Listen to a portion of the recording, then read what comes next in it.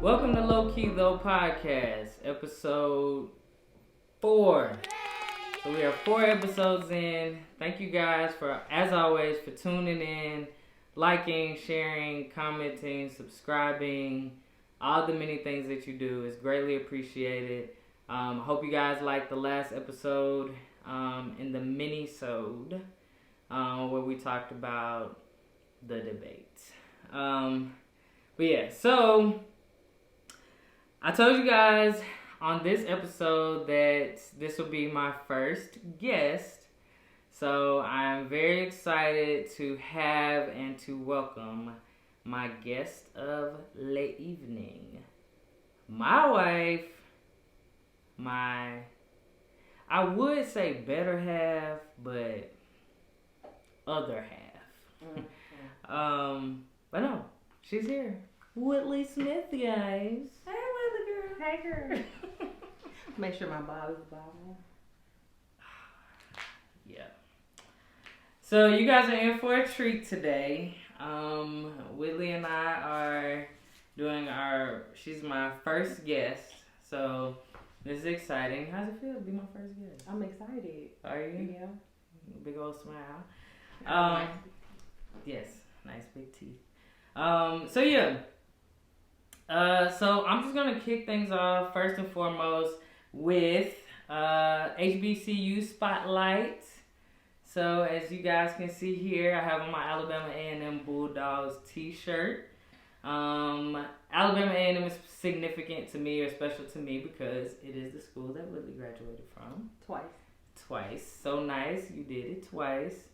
So Alabama A&M is located in Normal, Alabama. Yep. This is my very first Alabama A&M t-shirt I got in 2010. Wow. I still fit it. That's pretty cool. Shockingly. This is like my 5th or 6th Alabama A&M t-shirt. I just bought this t-shirt actually. So, and just FYI guys, you know I've been spotlighting HBCUs for a couple episodes now. I'm actually buying all of my HBCUs t-shirts directly from those HBCUs so they can benefit from those proceeds as opposed to like getting somebody with a Cricut machine to make them. So I thought that would be the right way to do it, so that's how I'm doing it. So shout out to Alabama A&M Bulldogs. Y'all have like a call or something? Come to homecoming and you'll find out. Homecoming's canceled this year. That's very sad actually. Let's struggle. So yeah, we are gonna. So HBCU, shout out Alabama A&M Bulldogs. Go to aamu.edu. Mm-hmm. That sound right? Okay. Yes. Start here, go anywhere. That's their slogan. So, yeah. So good. But yeah. So Willie and I are gonna have some fun today. We're gonna talk about a couple different things. We're gonna talk about one of my favorite subjects, Dumb Donald. And then we'll talk a little bit about relationships. We'll answer some questions. So it'll be fun. And she didn't tell me anything that we were going to talk about today. So these will be honest reactions from me. Yes. And I'm scared. But they will be honest reactions. She bought me this notebook when I first started talking about... I'm not going to talk about I'm not going to talk about what I did. But she bought me this notebook when I first started talking about starting my podcast because I would tell her that I had thoughts that would like run through my head in the middle of the night and I never could write them down because I didn't want to pick up my phone and then like wake up my brain in the middle of the night. So she bought me this notebook and it sits on my nightstand and I started using it when I started really putting together Low Key Though. And so nobody reads this notebook. It's like my journal, but I have damaged it. I've like started tearing pages out. She was like, "It's such a nice book. Why would you tear pages out?" You can't give some people anything. But also remember, gifts don't have to be expensive. They just have to be thoughtful. That's true. Because this gift was $4.99. You didn't have to tell everybody Ross. how much I paid for that and where I got it from. Shakira. Okay. So first things first, I want to talk about. Not too long ago, we went to the Say Their Name exhibit at a park here, Kyle Warren Park here in Dallas, Texas. So let's talk a little bit about that. Yeah. All right. So what did you think about it? It was just It was hella sad. Like, it took me a longer time to process, and just seeing, like, it wasn't just, you know, George Floyd and Breonna Taylor. Like, Emmett Till was memorialized there. Those people that were in the shooting in the church, I think that was South Carolina, like, they were there. And so when I went there, in my mind, I thought that it would just be black people shot by the police, but in actuality, it was just a plethora of African Americans who had been, you know, taken before their time just because they were black, be it by the police or some deranged person or whatever. So it was definitely, you know, humbling, and I left with the thought of, like, this could be me. Like, what's keeping this from being me? And that's a sad feeling to have. Yeah. It was very sombering for me to be in that space. It was emotionally overwhelming. So I got very emotional towards the end of our time there. It was almost like I was sad to have to say goodbye to those people, because, you know, and I wasn't directly related to any of them, thank God, but it was so many names that I saw that were familiar because I know them or their family, or, you know, because you've seen it on the headlines so much for the last whatever X amount of years. So it was very emotionally overwhelming, but I really am glad that I got to experience it. It's in Houston now, so it's at Emancipation Park, which I think is like in 3rd Ward or close to 3rd Ward. So if you get a chance to go, you know, go out there. I think it's probably a little clearer in the morning and like early afternoons because people are still at work. This is what I've been reading from some of my friends' posts who have gone. So if you get a chance, go out there. But I did want to kind of touch on that because we went together, and I was going to talk about it. It's been like probably about 2 weeks now or so since we went, but I did want to talk about it by myself because we did go together, and we took Jax out there as well. But it was, it's very sombering and very humbling. So if it comes to a city near you, then you should definitely go. It's called the hashtag Say Their Name exhibit. And I'm sure if you look it up, you can probably see where it's going next, or, you know, where it's been or whatever. Yeah. Cool. So, speaking of racism, let's talk about my boy, Dumb Donald. All right. So, Dumb Donald. He has a coronavirus. Let me not smile when I say that. Alright, so he has been diagnosed with the coronavirus along with like 14 other people in his circle. Willie's not convinced that he has it. I am convinced because of how hard he was trying to breathe standing up on that balcony at the White House. You know, he had a show, right? The Apprentice. It was a reality show, but there was some acting in there. I can do what he did.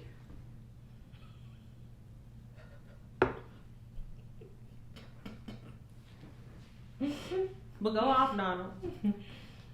Anyways, so he has the coronavirus, and I mean, he got it from a super spreader event, which was an event he had at the Rose Garden to announce Amy Coney Barrett as RBG's replacement. And God don't like ugly. And so him and several people that were at that event and several people that were in contact with those people after that event have contracted the coronavirus. So I say all that to say I'm not going to ask anybody to pray for anybody. You do what you feel is right in your heart. I hope that people that are being toyed around with and being made to be a part of this spectacle, like the Secret Servicemen and staff members at the White House. I hope they're okay. Yeah, because they shouldn't have to be sacrificed for the spectacle and the reality TV show that is the Trump administration. So that's this week's Dumb Donald.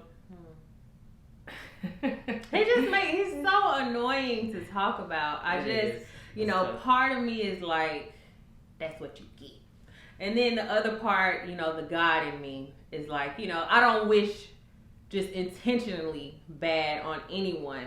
But if he actually has it, I hope that he truly experiences the breadth and depth of it so that, it can truly put him in line with all of those people whose families went through that, people who lost their lives over something that he fronted as a hoax but knew was real all along.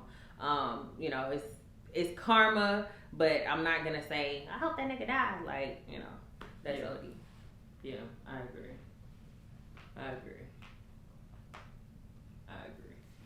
All right, so moving on to Ask Ki-Ki. You're not supposed to be in my notebook. Get out of there, ma'am. Moving on to Ask Ki-Ki. So it'll be Ask Ki-Ki and Whitley today. I gotta put my 2 cents in. Yes, child. Your 2 cents can go in here.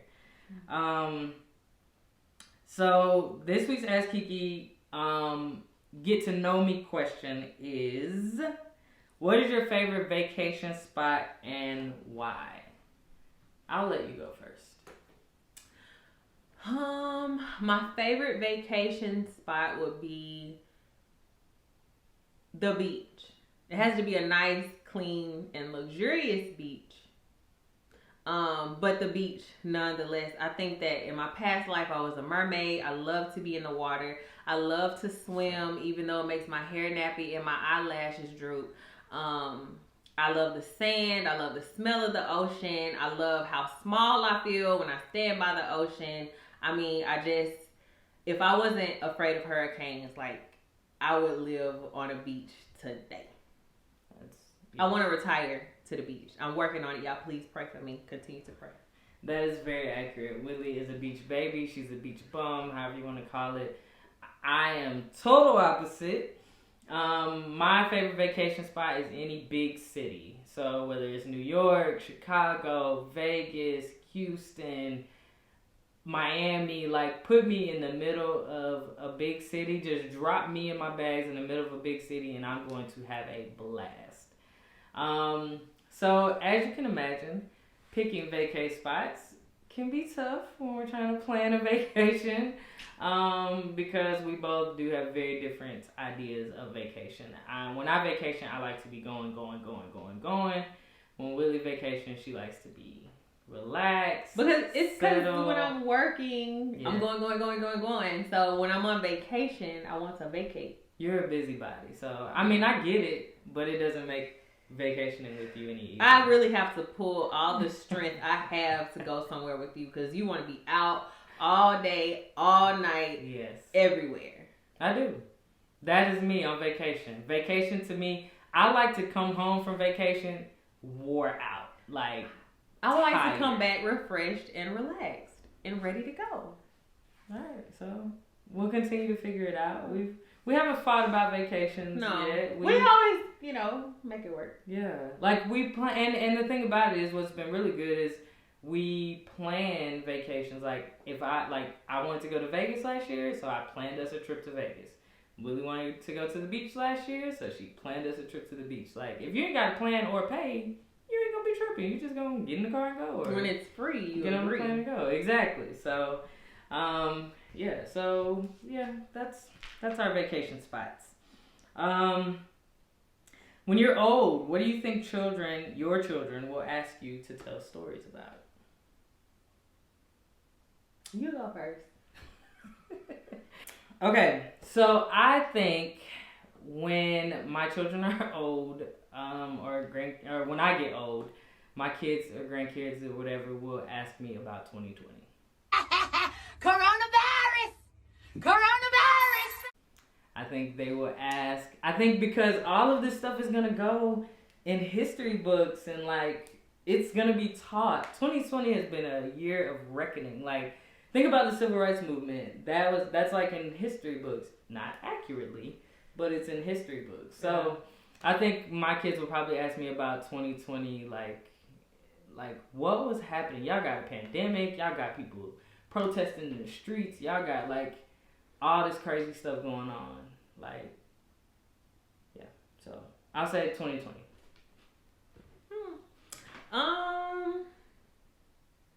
Oh, this is a tough one. I think they'll probably ask me the same things that I asked my parents and grandparents. Like, you know, what did you do when you was younger? Like, what was cool? You know, kids just care about being cool. So, you know, what was cool when you were younger? Like, how did you and mom meet?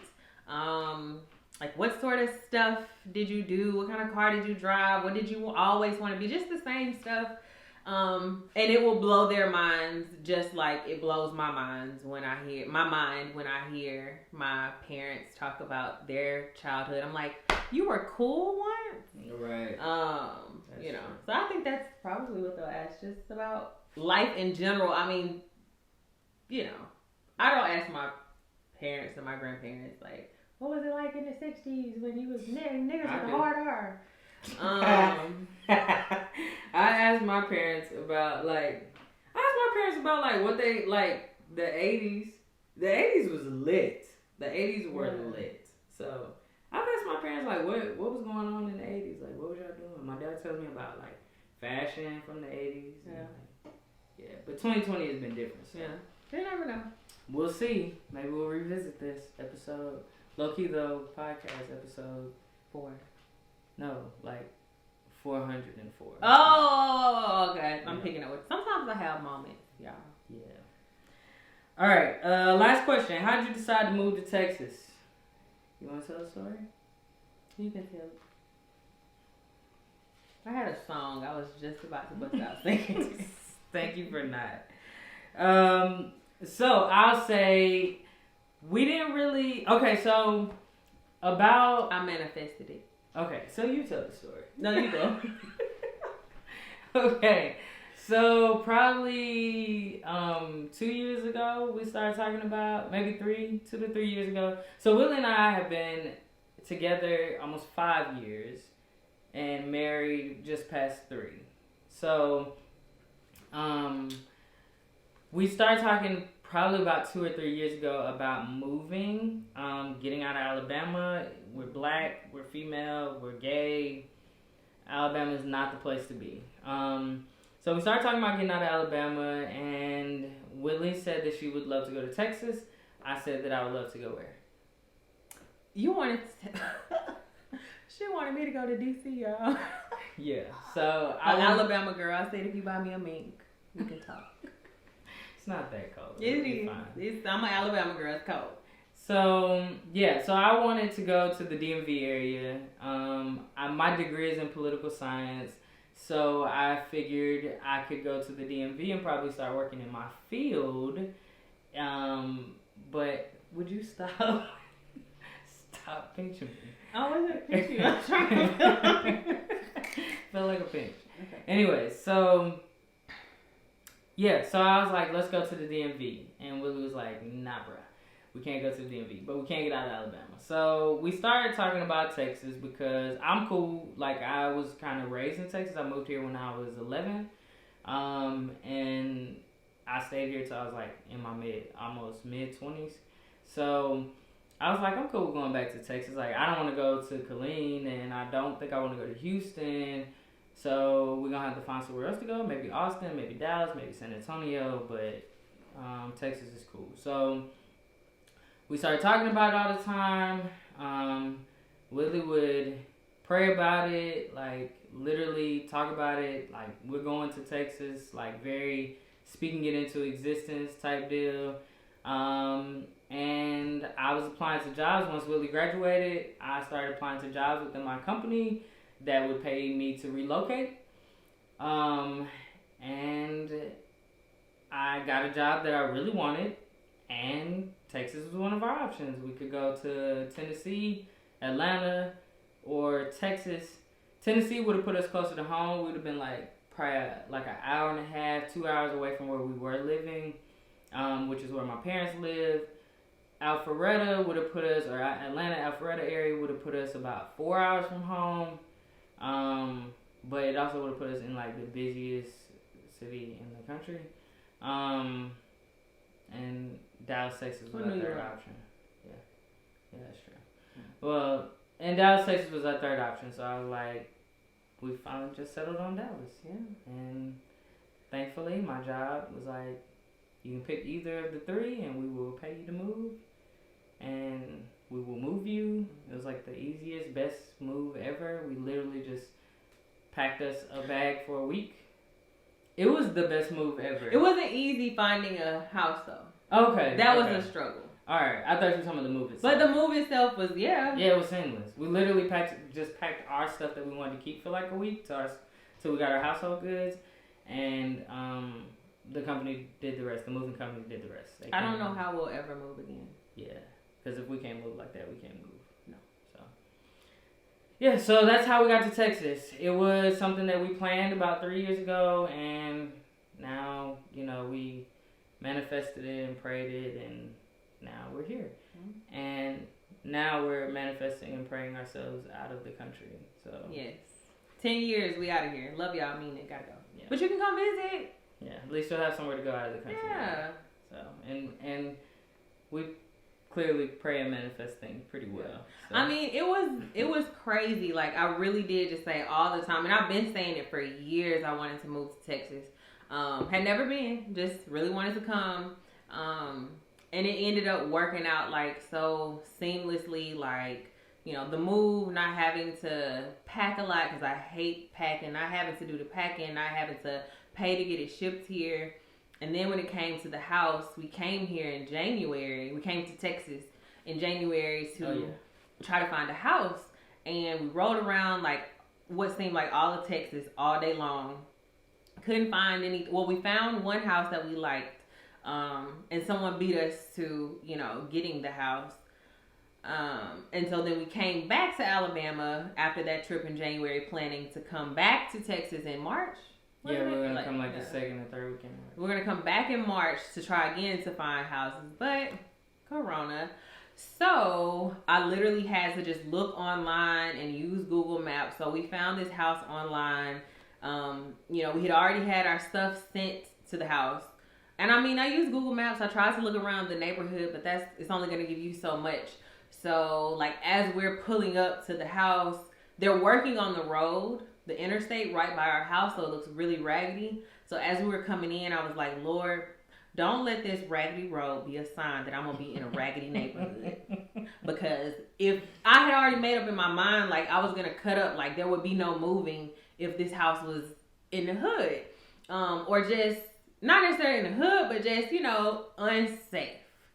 So, after we pulled up, we started looking at some of the houses, and we were like, if nothing else changes, if we don't cross the set of tracks, maybe we'll be okay. And we were okay. Thankfully, we got a wonderful, super sweet neighbor.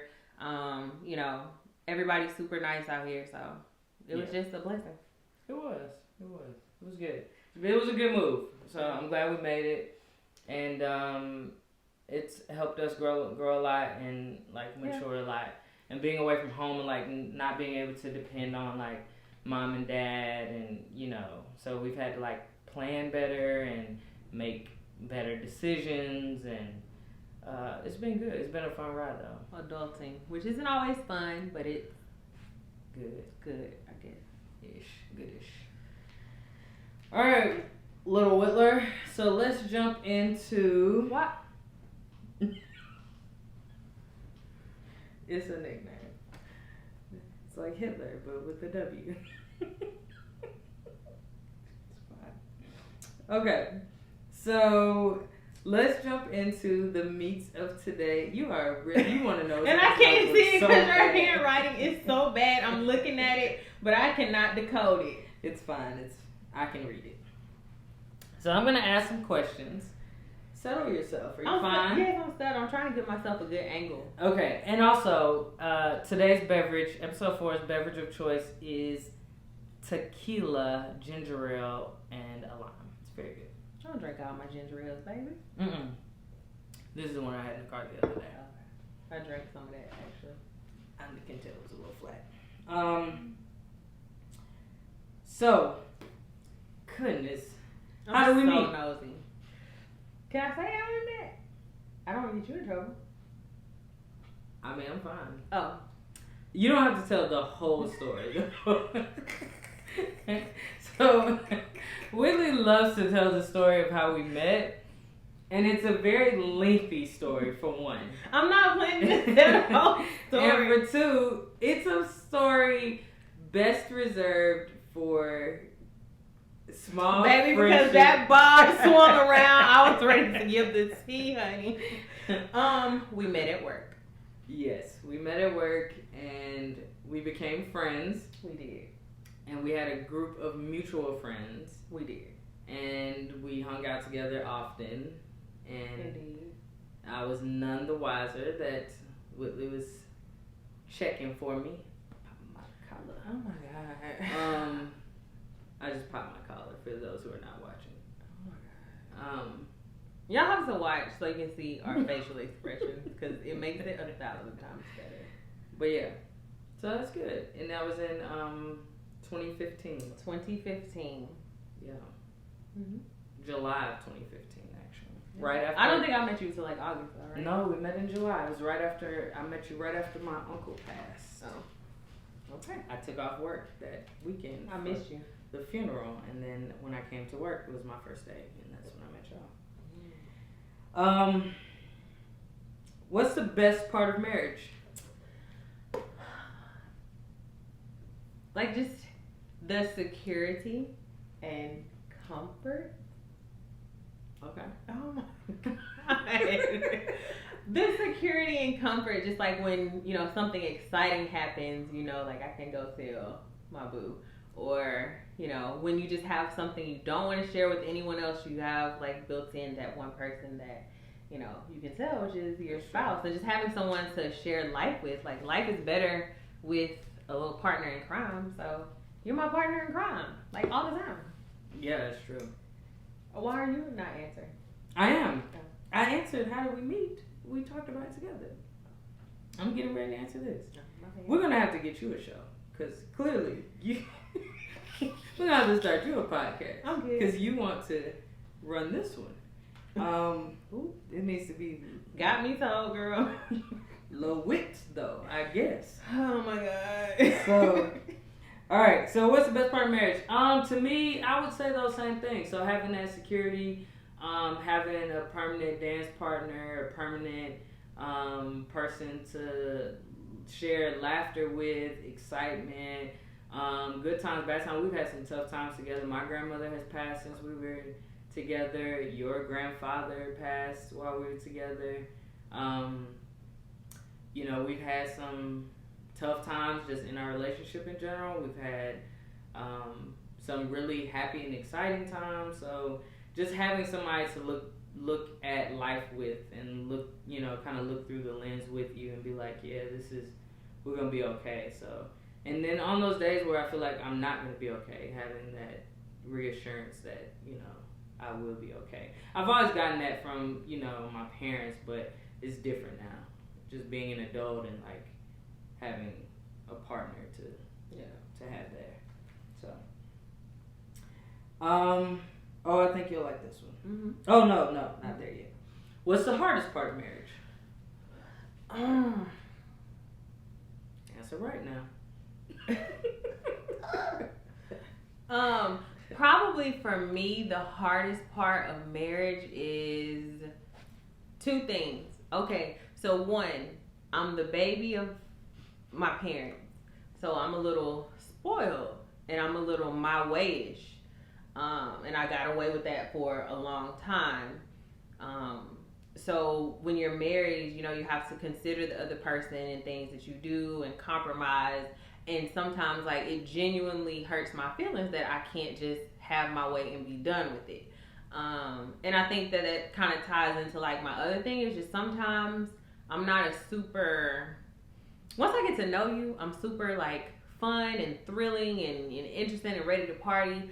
But I'm a pretty quiet and to myself person.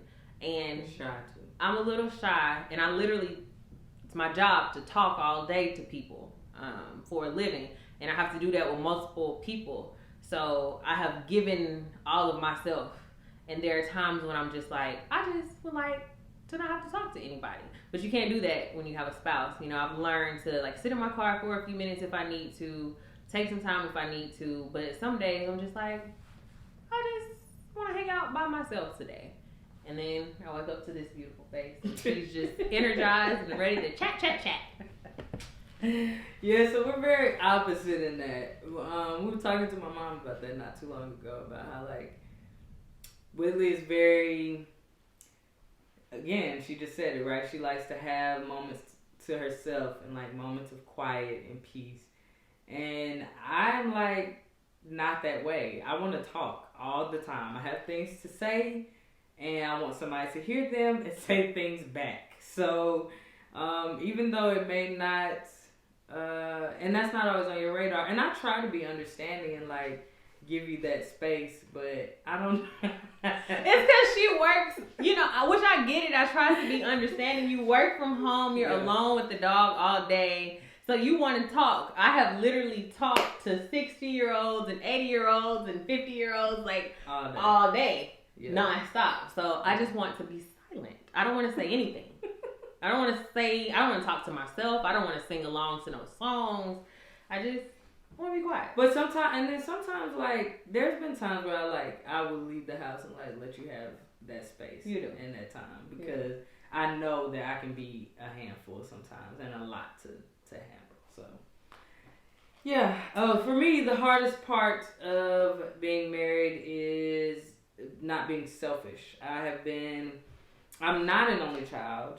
I have a sister, but my sister and I are 12 years apart. So I have always been, I've never had to really share anything or, like, compromise in many ways, because even though I had a little sister, we've always been in two very different places in life. Even now, we're probably the closest in terms of common interests and needs and things like that. We're probably the closest in terms of the same that we've ever been. But even still now, my needs are a little different. My desires are a little different, so on and so forth.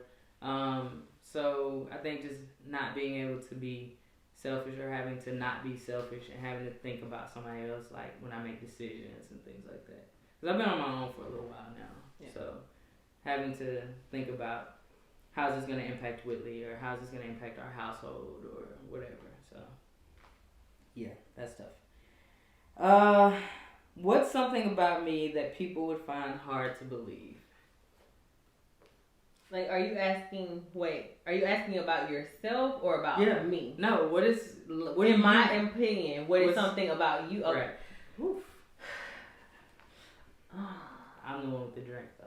Just keep that in mind. She's not drinking.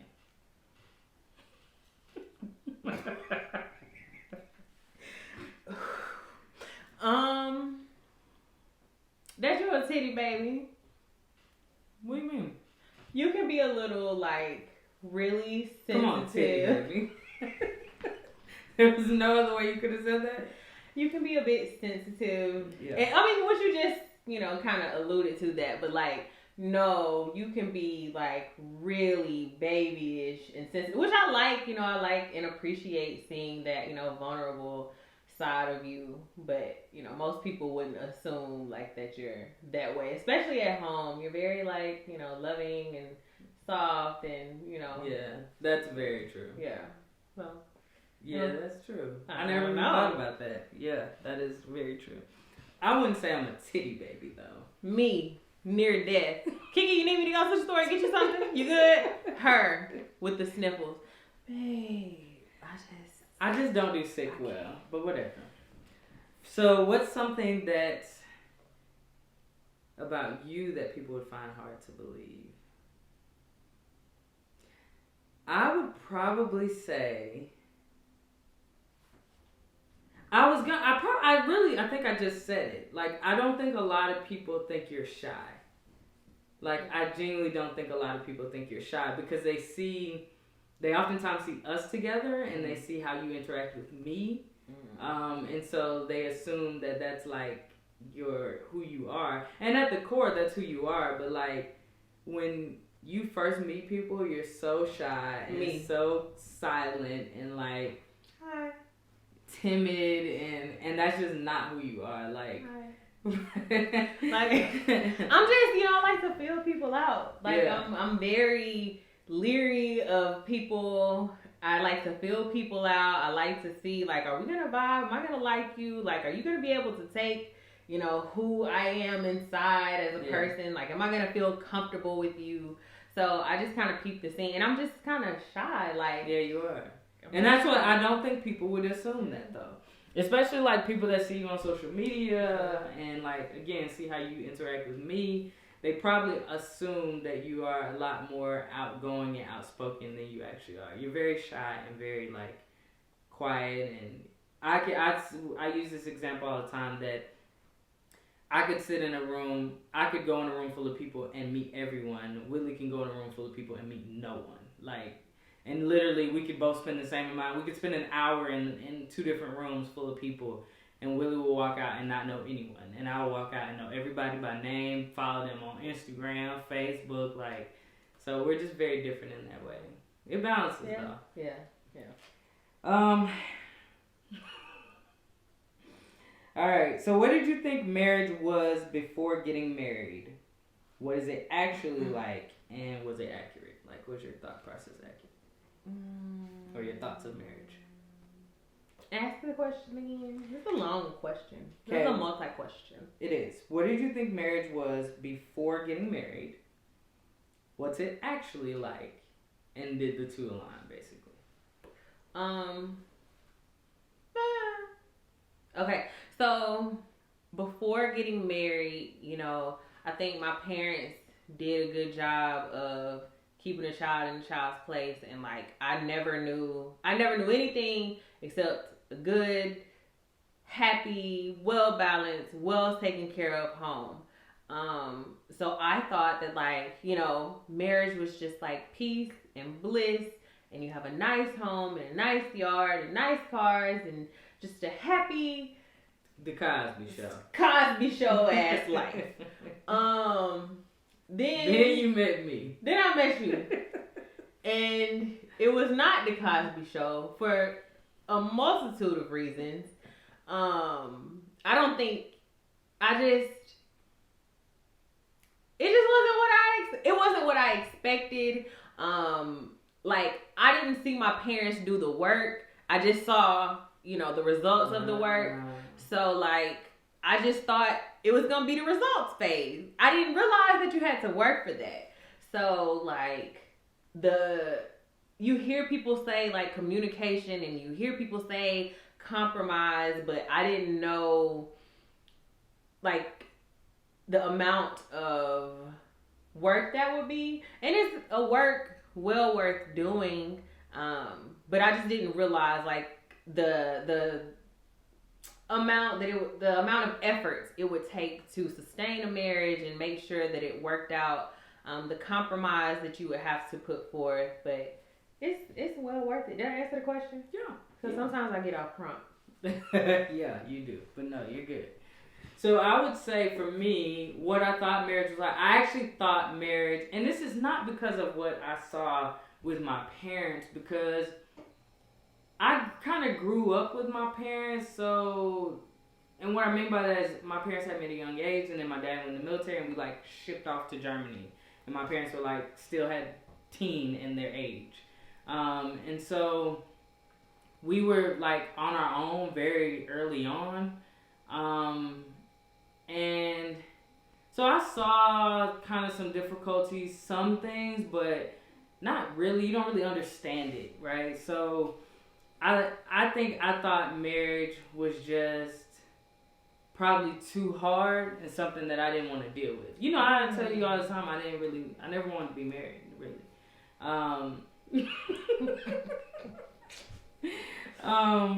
I didn't want to be married. I didn't really want kids. Like I thought I kind of lived this bachelorette life Bless my whole your life. heart. That's what I expected. It was just, and it's been since I was a little kid. Like I remember playing with Barbies, and like my Barbies was always super fresh, like well dressed, had nice cars, Barbie doll house, nice crib, but there was never a partner in the picture, like male or female. There was never really a partner in the picture. So, and no babies. I ain't never want the baby Barbies. Like, just give me the grown adult lady Barbie and lots of them so we can party together and like I can create this life in my head that I think I'm gonna have. So,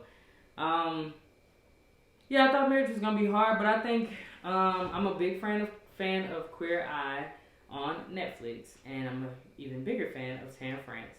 And so I read his autobiography, and he said in there, he was talking about his spouse, and he said marriage is hard if you're not married to the right person.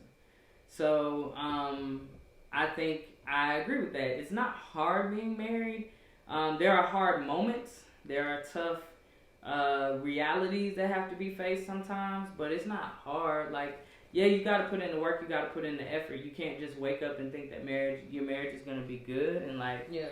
But I don't think it's hard. Not to me. Maybe I'm not putting in enough effort or something. But I don't think marriage is hard. Should be harder. Just kidding.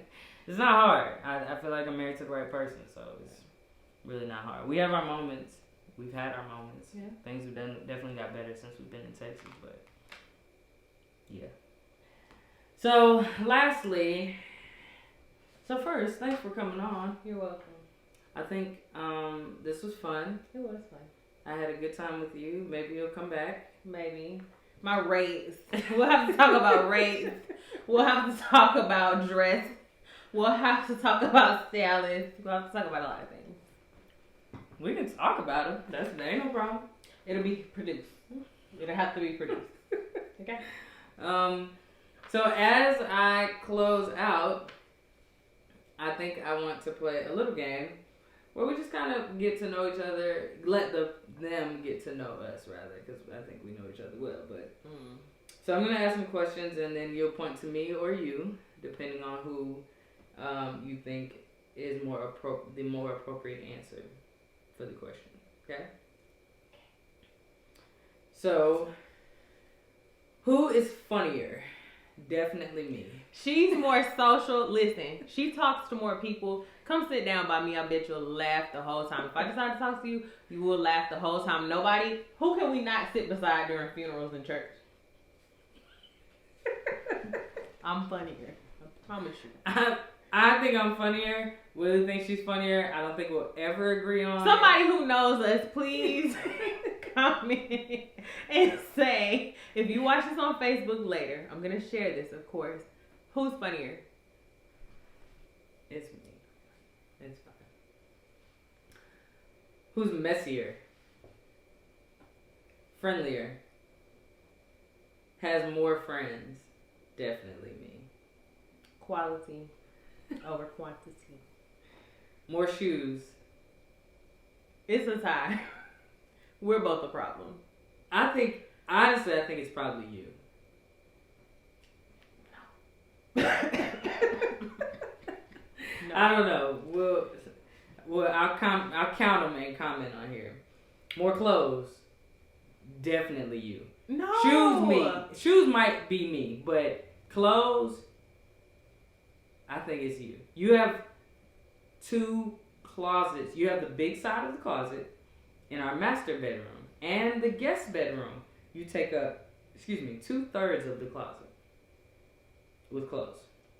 Ball gowns, like just. I never know where I'm going to need to go at a moment's notice. One thing she will be is ready.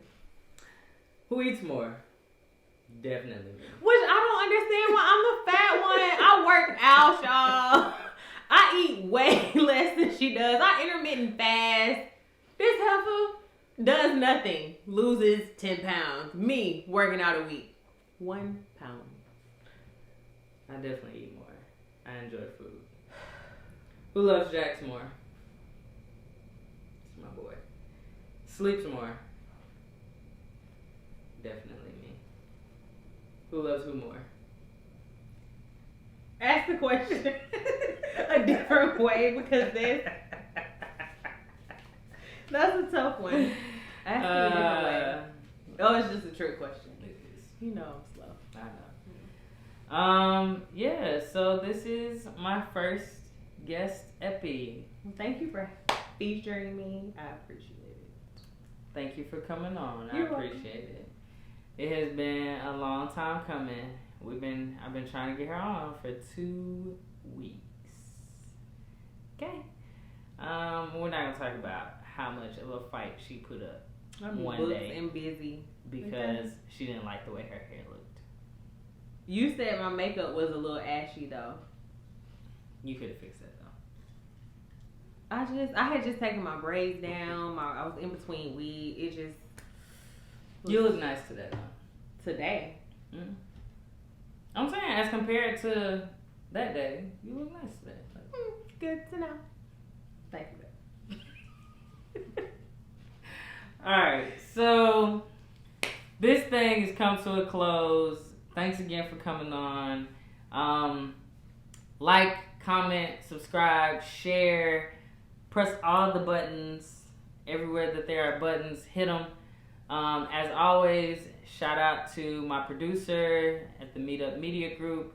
Her stuff should be dropping somewhere on one of these sides. You should see how to contact her. I think that's it. Is that all my... This your show. As you reminded me earlier, this your show.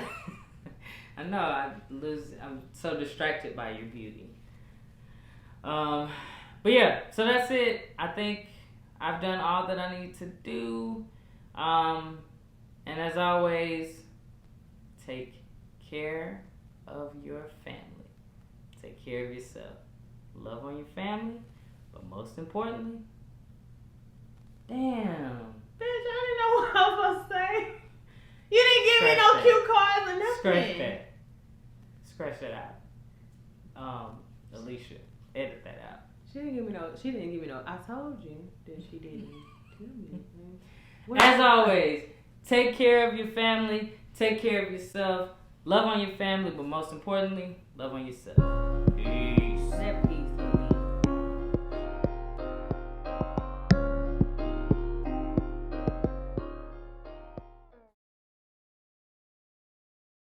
Love on your family, but most importantly, love on yourself. Peace. That peace for me. Shut up, Whitley. You are so crazy. You would know. Well, that was fun. Than I thought it would be.